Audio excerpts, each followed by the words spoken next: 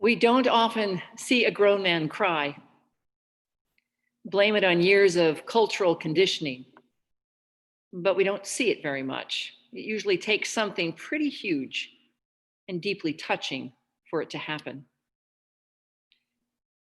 My father was a criminal defense attorney who once showed me how he could turn on the tears for the jury. It was quite impressive. But I remember the first and one of the few times I ever saw him really cry.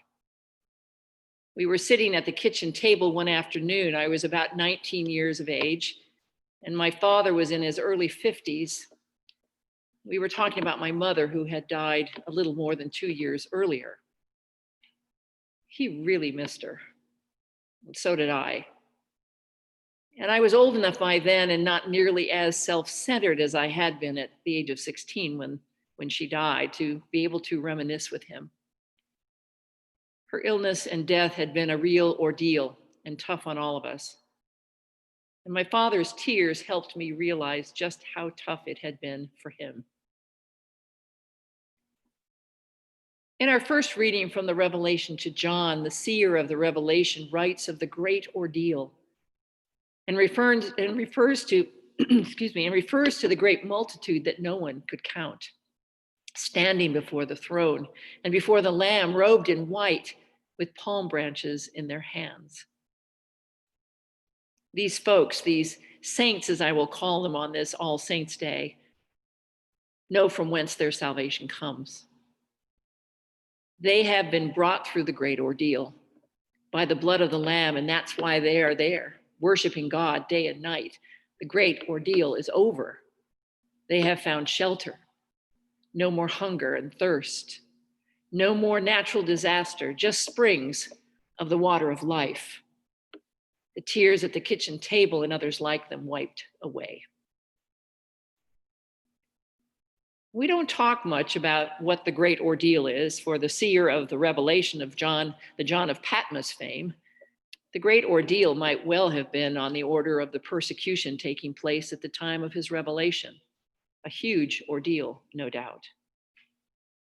We're not able to get inside his head to know exactly what he meant by that great ordeal. But I have to imagine he is referring to a cosmic event where molecules are shifted, where transformation takes place and new life is born. For you and me today, to speak of the great ordeal just may be understood more on the order of something like my family's tragedy or one of your own. And so in some ways, it seems that the great ordeal is simply life. What happens to you and me in this life, what we go through in this life with all of its ups and downs, and where transformation takes place and new life is lifted out of it. We all have them. Experiences that take us to the point of tears or something like tears, the trials and tribulations of disappointment and heartache, fear, loss, and all the other things that ordeals are made of. Jesus gave us some examples in his Sermon on the Mount. The ordeals of the poor, those who mourn, the weak, the meek, those who hunger and thirst for righteousness, the merciful, the pure in heart, the peacemakers, those who are persecuted for righteousness' sake, the prophets, all of them experiencing ordeals. And yet Jesus reminded his listeners that these ones are blessed with the kingdom of heaven, with comfort and inheritance and mercy. They, like the saints of John's Revelation, will see God, God the Lamb at the center of the throne, whose own suffering has transformed their own. For it is God the Lamb who shepherds us through the ordeal of life, if we will be open to it. This is what John's Revelation and what Jesus' Beatitudes remind us of. Today we celebrate all saints, those faithful folks who don't necessarily have a day set aside in our liturgical calendar by which to remember them. Today we're not thinking so much about the apostles and martyrs, the pioneers of the spiritual faith, or the doctors of the church. We're not thinking so much about the ones whose stories, both gruesome and silly, fill the history books. We're not remembering today so much the ones we have domesticated through Hallmark, plaster, and laminated holy cards. No, on this day, we are thinking about and are remembering the sort of folks who have sat beside us in the pew, or walked with us along the street or in the woods, or journeyed with us from one moment to another in this life, in the joys and ordeals of this life. People with their shortcomings as well as their strengths. And I wonder how real the saints are for us. Do our personal saints remind us of the Beatitudes? Do our personal saints remind us of the great ordeal through which Christ has brought us and is bringing us still? If our readings this morning have anything to say to us, it just may be to remind us that the great ordeal is something God gets us through with blessing and glory and wisdom and thanksgiving and honor and power and might, and then calls it abundant life. This is the hope of the saint and the promise of God.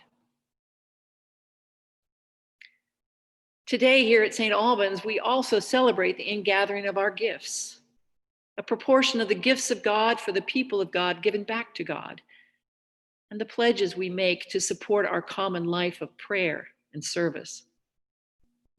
We celebrate our part of the history here of the faithful folks who have gone before us and have given to St. Albans of their time, their talent, and their treasure, and who have left a legacy of hope and enduring mission and ministry that go out from this place we call home. We celebrate with one another the folks who have sat beside us in the pew, or shared a Zoom screen with us these days, or walked with us along the street, or journeyed with us from one moment to another in this life, in the joys and ordeals of this life, people with their shortcomings as well as their strengths. And so who are these robed in white, and where have they come from, John asks? They are the saints of God, who can look back or even realize at the time that human pain and experience are met by Christ and overcome and redeemed by Christ. Where the poor in spirit are blessed with the kingdom of heaven, and those who hunger and thirst for righteousness are blessed with being filled. And the pure in heart are blessed by seeing God, and the peacemakers are blessed by being called children of God. And the list goes on. The saints are the ones who have gone through the great ordeal of life faithfully with God, rather than around it, and who can say salvation belongs to our God and to the Lamb. Thomas Merton once said, "A saint is a sign of God." A saint is a sign of God's power and blessing at work in and through a life given over to God, lives who have shared their time, their talent, and their treasure. We remember all of them today, and we join them in their faithfulness. May their example inspire and encourage us. Amen.